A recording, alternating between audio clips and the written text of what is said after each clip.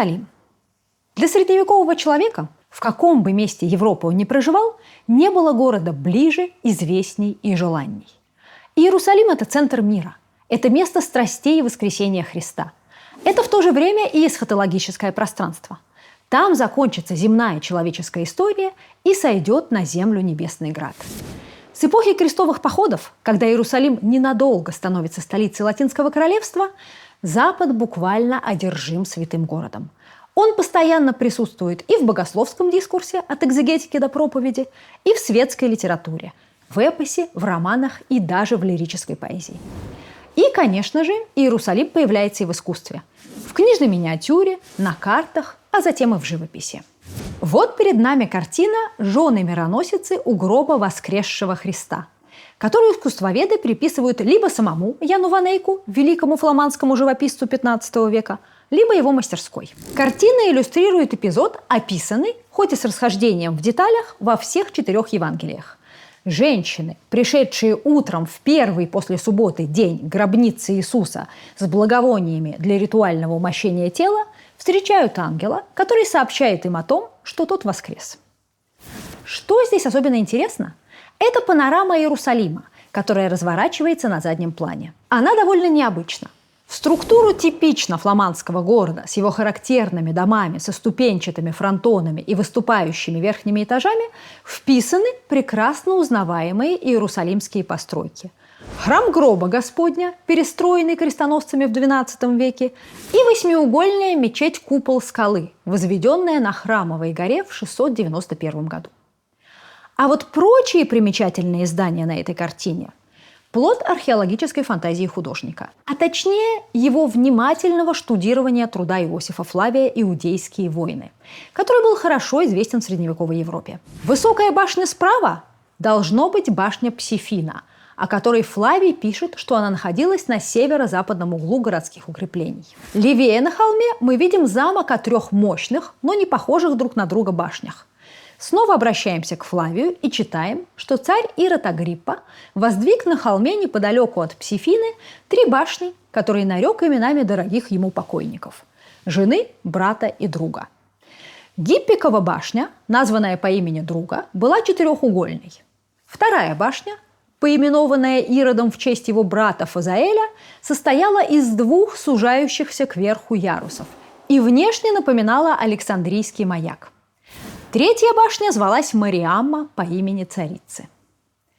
И, наконец, странное 4-угольное сооружение слева от купола скалы – это, по всей видимости, цитадель Антония, о которой у Флавия написано так. Замок Антония имел форму башни, но на своих 4 углах он опять был обставлен 4 башнями. Интенция художника в данном случае понятна. Включая в пейзаж элементы библейского Иерусалима, он пытается воссоздать современную Иисусу географию города. Но тогда почему вместо иудейского храма, который, опять же, подробнейшим образом описан у Иосифа Флавия и который представлял собой здание прямоугольной формы, Ван Эйк выбирает изобразить явно анахроничное сооружение, с которым Иисус никак не мог быть знаком? Давайте попробуем разобраться. Мусульманские постройки на Храмовой горе, Алякса и купол скалы стали ассоциироваться с иудейскими древностями еще в XI веке. И на картах Иерусалима времен крестоносцев мы повсеместно встречаем весьма условные изображения 2 мечетей с подписями «Храм Господа» – это купол скалы, и «Храм Соломона» – это Алякса. В чем разница? Ведь Соломон как раз и построил храм Господу, и, по идее, это должно было бы быть одно и то же здание.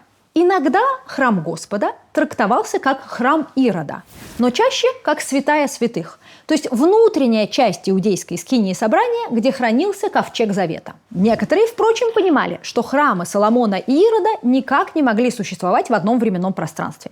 Поэтому иногда Алякса идентифицируется как Соломонов дворец. Но никого не смущал тот факт, что в любом случае все эти здания были давным-давно разрушены. Иные паломники уверяли даже, что под священным камнем основания, над которым и выстроен купол скалы, до сих пор сохраняются иудейские реликвии – скрижали завета, золотой сосуд с манной и процветший жезл Аарона. Противоречивые и неточные рассказы немногочисленных очевидцев, а также крайне схематичные изображения на картах не могли служить художникам достаточной базой для работы. Поэтому вплоть до XV века Иерусалим в искусстве изображается достаточно условно. Как любой другой средневековый город, разве что с некоторым налетом экзотизма. Вот здесь, например, посреди города возвышается похожая на минарет башня. А здесь, в осажденной крестоносцами цитадели, мы видим перекрытое широким куполом здание, очень отдаленно напоминающее купол скалы, как если бы художнику кто-то его пересказал на пальцах. Иерусалимский храм же чаще всего изображается как христианская церковь, иногда романской архитектуры, чтобы подчеркнуть, с одной стороны, его древность, а с другой – его принадлежность к прошедшей эпохе, ко времени Ветхого Завета. И вот на этом многовековом фоне условных схематичных изображений панорама Иерусалима у Яна ван Эйка представляет собой нечто совершенно новое. По сути, это первое известное нам реалистичное изображение города. Я, разумеется, беру этот реализм в кавычки, потому что мы видим здесь, как я уже сказала, смешение разных географических и временных пластов. И помимо этого мы понимаем, что это не этюд с натуры. Здесь даже нет единой точки наблюдения. Какие-то элементы изображены так, как они открываются при взгляде на Иерусалим с востока, с Масличной горы, какие-то, как если бы мы смотрели с севера или с юга.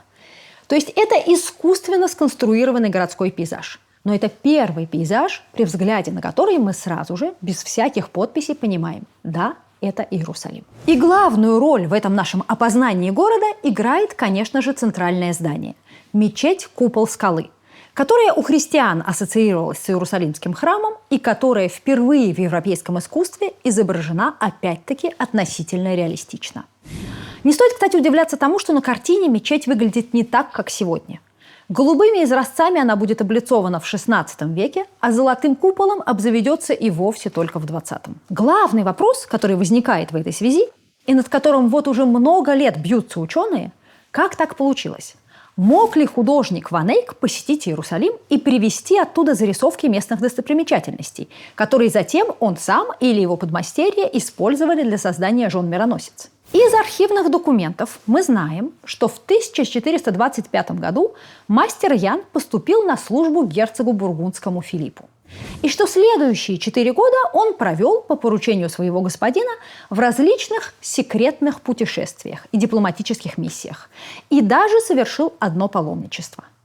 Достоверно нам известно только то, что Ван Эйк был в Португалии в составе посольства, приехавшего сватать за Филиппа инфанту Изабеллу. Задача художника состояла в том, чтобы нарисовать ее портрет. О цели прочих разъездов своего придворного живописца герцог предпочел умолчать. И мы можем только догадываться о том, где же он побывал. Многочисленные отсылки и параллели, встречающиеся в картинах Ван Эйка, недвусмысленно указывают на Италию. С очень большой долей вероятности он посетил Флоренцию и Падую, где осмотрел знаменитые фрески Джотто в капелле Скровеньи. Однако вряд ли герцог отправил его в Италию для завершения художественного образования. Филиппом должны были двигать намного более прагматичные соображения. К тому моменту герцог Бургундский вот уже много лет вынашивал мечту о новом крестовом походе. А кто лучше, чем художник, сможет разведать и, главное, зарисовать все, что нужно знать армии для будущей успешной экспедиции? Так что, возможно, в Падуе наш герой оказался по пути к главному пункту своего назначения – к Венеции, откуда быстрее всего можно было добраться до Святой Земли. Вообще, вся та информация, которой мы располагаем, и картина с изображением Иерусалима, и упоминания в архивах о неких секретных вояжах, и несомненное знакомство Ван Эйка с итальянской живописью – все это лишь косвенные свидетельства. Их еще недостаточно, чтобы утверждать, что он действительно совершил паломничество в Святую Землю. Однако, видел ли он город собственными глазами, или же получил достаточные сведения о нем из старых рук, а мы точно знаем, что при Бургундском дворе были люди, которые там побывали, в любом случае ему удается создать канонический образ Иерусалима и, главное, храма, который затем начинает тиражироваться в искусстве. Вот перед нами карта Себальда Риттера, паломника из Нюрнберга, нарисованная в 1475 году. То есть 4 десятилетия спустя. С картиной Ван Эйка ее роднит не только общее расположение здания и купол скалы, увенчанный не куполом, а луковицей, но и, достаточно неожиданно, 2 второстепенных элемента. Дерево-пальма на переднем плане и верблюд неподалеку. Любопытно, кстати, что купол скалы подписан как храм Соломона, а вот мечеть Алякса как сарацинская, то есть мусульманская церковь. А вот первый печатный вид Иерусалима, сделанный Эрхардом Рёйвихом, побывавшим в Святой Земле в 1483-84 годах.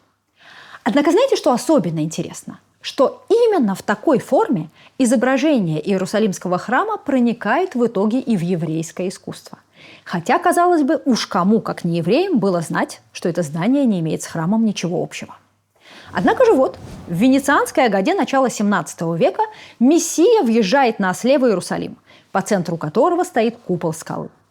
Встречаем мы его и на многочисленных венецианских брачных контрактах – ктубот. Впрочем, именно так ведь и выглядела храмовая гора в то время, когда создавались все эти произведения.